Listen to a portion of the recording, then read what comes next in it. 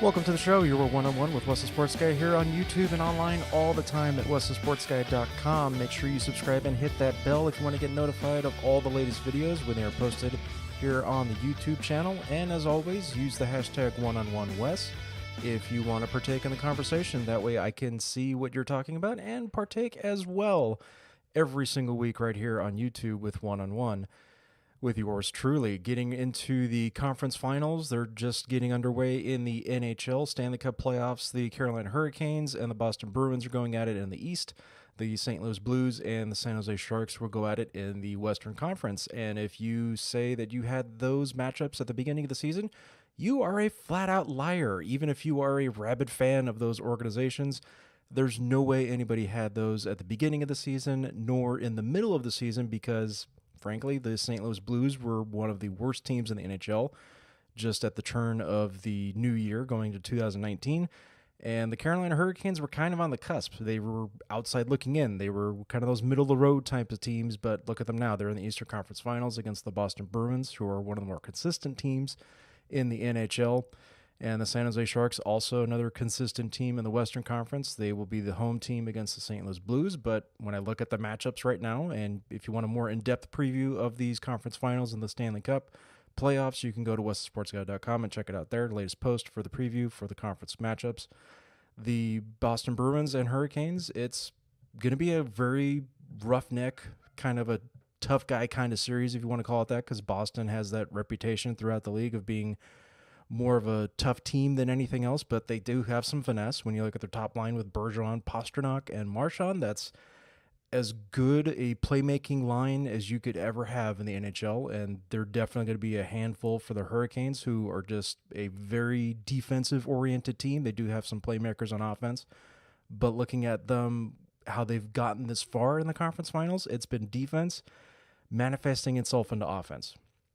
That's how they were able to beat their previous opponents to get to this point right now. They beat the Islanders in the previous round, and they beat the defending champion Washington Capitals in the opening round.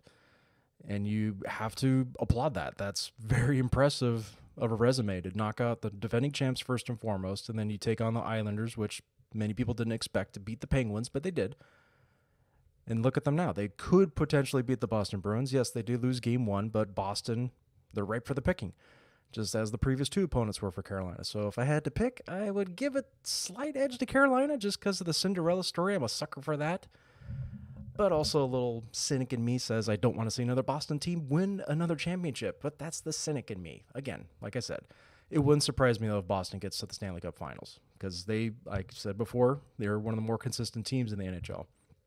In the West, you got St. Louis, you got San Jose. The Sharks are definitely a stacked team. They have Carlson, Brent Burns on defense. Vlasic's another good defender. Martin Jones has been great at times for the Sharks. He has struggled in some games. Granted, in some of those games against Vegas, he looked pretty bad for the most part, but they squeaked that one out against them in the first round. Colorado took them to 7 games, and they played well when they needed to, obviously. Martin Jones played well when he needed to, and that's going to be a huge key going forward for them. And they've got their captain back, Joe Pavelski, missed a huge portion of this series against the Colorado Avalanche. But you still have Logan Couture. You have Thomas Hertl. It's a very good offensive team with San Jose. St. Louis is a defensive-oriented team as well, and they capitalize on mistakes. Jaden Schwartz, Vladimir Tarasenko on offense, Ryan O'Reilly, Braden Shen. They have good forward depth as well. And they have a great young goaltender, Jordan Binnington, who's probably the favorite for the Calder Trophy, although if I had to say who's going to win it right now, it's probably Elias Pettersson of the Vancouver Canucks. But that's besides the point right now. We're looking at the Stanley Cup playoffs. Blues, I don't have them getting it. But looking at it with the San Jose Sharks, it's going to be a very good series. It's going to be fought all the way through. Probably going to go 7 games, no doubt about that. And then when you look at the NBA playoffs, Milwaukee Bucks and the Golden State Warriors have clinched their spots into their conference finals. The Bucks, I would love to see Giannis Antetokounmpo. He's my MVP selection from the beginning of the season. If you don't believe me, go to westhesportsguy.com and look at the previewing projections for the NBA going into this 2018-2019 season, he was my MVP pick beginning of the year. He still is. If I had to say right now, he's going to get the MVP award, no doubt about it. And seeing what he's doing with the Bucks right now, he is literally one of the 3 best players in the game right now. He's passed a lot of people this year. He's proved a lot of doubters wrong. He is perhaps one of the most unstoppable players out there. On the other side of it, with the Golden State Warriors, they have Kevin Durant, which he had a calf injury towards the end of the series with the Houston Rockets. He missed the last game of the clincher against the Rockets with the Warriors, but Warriors are still very, very top heavy. They were able to beat the Rockets in 6 games without Kevin Durant in that last one. But Durant, when healthy, is also one of the 3 best players in the NBA. He's very hard to stop. Now, a lot of people are looking at it as a Golden State-Milwaukee matchup by what I'm saying right now, and that's not the case.